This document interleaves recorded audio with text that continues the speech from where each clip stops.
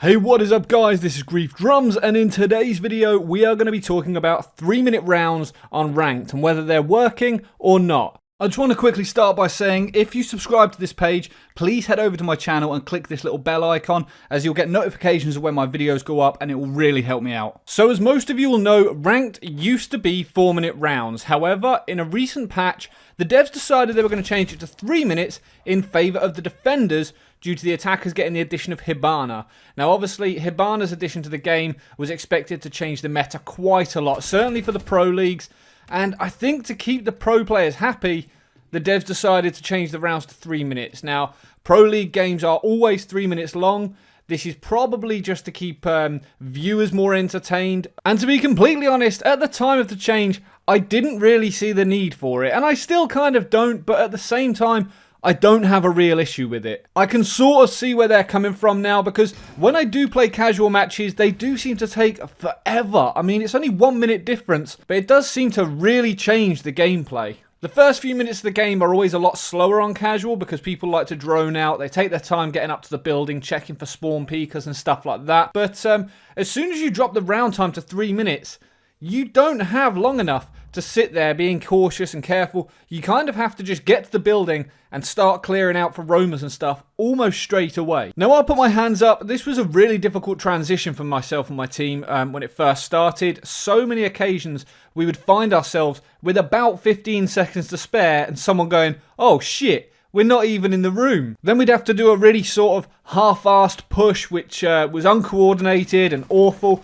And it was really, really difficult to get used to. But now I'm really starting to, and I'm really starting to enjoy it a lot more because it is a lot more risky as an attacker. And as a defender, you get the element of being able to just roam and try and occupy them. You need to play the clock a lot more as opposed to just going for the kills. If you can keep them guessing as a roamer and just burn down their time, that can be so much fun, and it can be really, really effective. So when this change was first introduced, we were informed that this was just going to be a trial period to see what happened.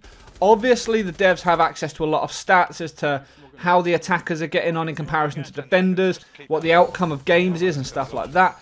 So I'd be really interested to see what those stats are personally. If anyone knows where I can find them, please let me know down in the comments. Obviously, the devs have been keeping an eye on it, and I'm interested to see what they think. I'm almost adamant that despite a fair amount of pushback from the community on the forums when this first happened, that this is going to stay as is now. But I would love to get people's opinions on it, you know. How do you find the 3-minute rounds? Is it a change that you like, or something that you think, you know, should really go back? A lot of the argument when this first happened was that a lot of the tactical element was removed from the game, and instead there was a lot more running and gunning in a more Call of Duty-esque manner, which I can kind of understand, and I can see that element of the argument, because you do have to risk a lot more. On certain occasions, you do kind of have to assume that the room you droned is 100% clear, and in reality, you would spend a lot longer droning if you're on a casual game with a longer time limit. The biggest change for us and our team, and one that really sort of started to benefit us, was spending a lot longer droning at the beginning of the round, just sort of getting up close to the building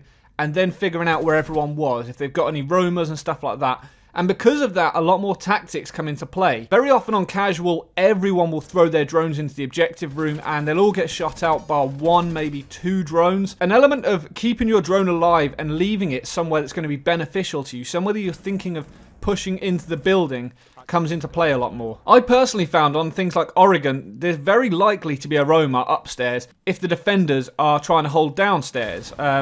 This is nearly always the case because they can rotate down through meeting hall. They can move along the top of the connector that goes across the top of the meeting hall. And they like to try and keep control of the armory side of things near the dorms, just so they can stop you from getting that angle down on the stairs. So as a result, I very often try and leave my drone upstairs. This then allows me to check the entire upstairs out while someone else is checking out near the little tower in the kitchen. And if there's a roamer there, we can push on them straight away. We can get rid of them, and if we get at least a 1-for-1 trade, as long as it's not Thermite or Hibana that's going down, we're still fairly okay. Now, obviously this used to happen when the rounds were 4 minutes, but to a lot lesser degree. We'd sort of drone individual areas as and when we were pushing in, whereas now we'd spend a minute and a half with a couple of us droning and checking out exactly where everyone is, getting how many people are on objective, and then seeing where we're going to push from. Now, this is obviously a lot more similar to the pro leagues. I'm not a pro player, so I don't know But I'm assuming that they've got specific strats depending on where the weakness is. You know, on bank, for example, if the defenders are trying to guard the lockers and the security room downstairs, you've obviously got a few options presented to you. You can either try and push the construction tunnel, you can try and push the garage, the stairs, or the hatches. Now, most teams don't like to really push the garage because it sets them up for a bit of a crossfire running across that hallway. But instead they try and push the construction tunnel, or the actual tunnel itself, into security. Now, if for whatever reason all of the enemy's defences are piled over on that side and they've got a couple of roamers and you see a weak spot, there is nothing stopping you from rotating and changing and saying, you know what, we've drawn this out, let's push the garage instead. And we've done that on several occasions. You see where the weak spot is and you say, right, let's push there and let's get control of that side of it behind them when they're not really expecting the push. So this change has definitely sort of forced us to hone our tactics and our strategies a lot more, which has been really, really enjoyable to do. With the Spanish DLC coming up in February, I'm fairly sure we're going to get an answer as to whether this is going to be staying. I'm willing to bet that it probably will be. But with the addition of the Spanish operators, I think Mira by the sounds of things, and Hugo. If you look at Bartlett University, there is a statue on here in which very often they try and hide Easter eggs in these games. I mean, obviously we had the calendars, which was supposed to be the DLC launch dates.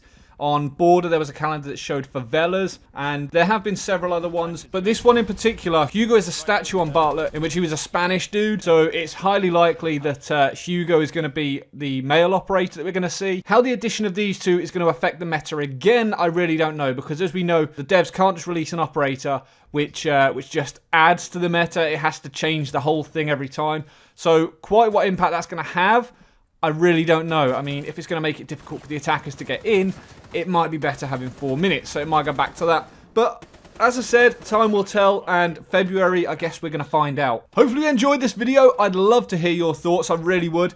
We are getting so close to our 10,000 goal by February. I mean, it is getting ridiculously close, and I really want to push for it now. So please feel free to like and share the videos. Get involved. If you don't subscribe already, please hit that subscribe button. We are getting so close. But thank you so much for all the support I've been getting just lately. If you don't follow me on Twitter already, make sure to do that. I'm on Facebook. And I've also been streaming on Twitch and YouTube. More YouTube than anything, because I'm quite enjoying the interaction that I get from people on here. So make sure to stop by and check out some of those streams. But until next time, guys, stay reckless and relentless. So